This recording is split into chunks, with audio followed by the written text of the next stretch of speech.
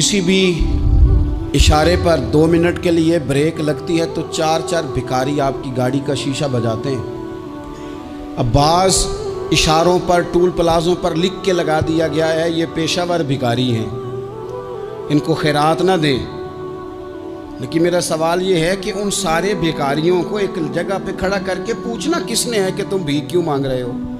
उनके घरों तक उनके साथ किसने जाना है?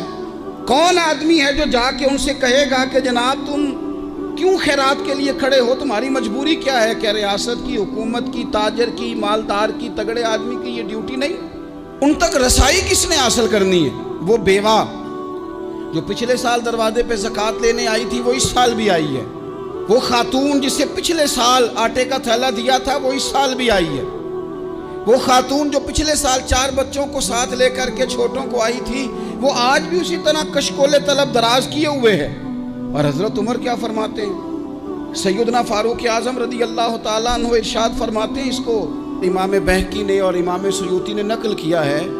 हज़रत उमर फरमाया करते थे कि अगर मैं ज़िंदा रहा तो इराक वालों मैं तुम्हारी बेवाओं के लिए ज़रूरत का इतना सामान कर जाऊंगा कि बीबी जब तक ज़िंदा रहेगी किसी की मोहताज नहीं होगी। उसके लिए इस तरह के असबाब पैदा कर दिए जाएंगे कि उसे हाजत नहीं होगी। उसके लिए मुस्तकिल बुनियादों पर उसके अखराजात देख कर उसके लिए एहतमाम कर दिया जाए। उसे दोबारा कशकोले तलब दराज करने की ज़रूरत नहीं पड़ेगी। एक सहाबी थे हज़रत जनाब सैयदना खफाफ बिन ईमा गफ़ारी रदी अल्लाह ताला। इन्होंने बड़ा किरदार अदा किया था मैदान उहद में, इन्होंने और इनके साहिबजादे ने। तो इनकी बेटी एक दिन हज़रत उमर के पास आई। अब वो बेटी ब्याह के जा चुकी थी, उसकी शादी हो गई थी। हज़रत खफाफ बिन ईमा रदी अल्लाह ताला अन्हु की साहिबजादी अपने ससुराल चली गई थी, वहाँ उसका खामद इंतकाल कर गया। वो खातून वापस आ गई, वो हज़रत उमर से मिली, बेवा औरत। उस बेवा खातून ने आके, यहाँ तो मेरे भाई वो फौजी बेचारे जिनकी बीवियाँ, जिनको एक तकरीब में तो खूब एवार्ड देने के लिए बुलाया जाता है। मैंने यतीमी का वक्त गुजारा है, मुझे पता है कि 2-4 महीने लोग आके कहते हैं कोई हुक्म होया तो 10 आ जाए। फिर जब 1 साल गुजर जाता है तो फिर लोग कहते हैं 4 भरा ने काम क्यों नहीं करते। तो ऐसे तो नहीं ना कि अब्बा ऐसे ही चला गया था, बड़ा कुछ दे के गया है, किधर है फलानी चीज़। लोगों का नज़रिया थोड़े अरसे के बाद और हो जाता है। आपने बड़े बड़े शुहदा के घरों में एवार्ड तो दिए, क्या कभी आपने पलट कर दोबारा गौर किया कि उनके बच्चे कहाँ हैं, उनकी बेवा किस हाल में है? वो ज़माने की तेज़ धूप और तेज़ आंधी का मुकाबला कैसे कर रहे हैं?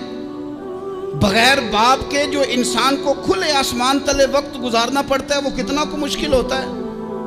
वो किस तरह टाइम गुजार रहे हैं ये कभी सोचा लोगों ने? यहाँ तो निरंगी सियासत दौरान तो देखिए मंजिल उन्हें मिली है जो शरीके सफ़र न थे, जो निकले ही नहीं थे वो मंजिल तक पहुँच गए, और जिन्होंने जवानियाँ गुजार दी वो रास्ते में रह गए।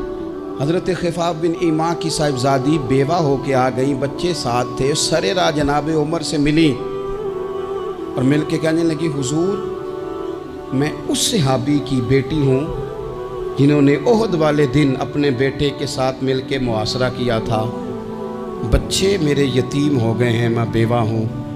हज़रत फारूक आज़म रज़ी अल्लाह ताला अन्हु ने फ़हरिस्त नहीं मांगी, ख़र्चे की डिटेल नहीं मांगी, तुम आना फलाने से मिलना, परसों 9 बजे आ जाना दफ्तर, ये कोई बात नहीं की। हज़रत उमर गौर से खड़े उस बेटी की बात सुनी।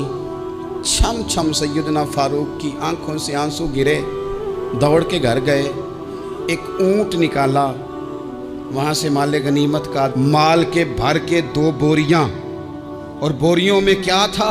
चांदी भी थी, नकदी पैसे भी थे, कुछ ज़रूरत का सामान भी था, गल्ला भी था। 2 बोरियां भर के ऊंट पे रख के खुद लगाम उस बेटी के हाथ में थमा के का पुत्र सामान भी तेरा है, ऊंट भी तेरा है।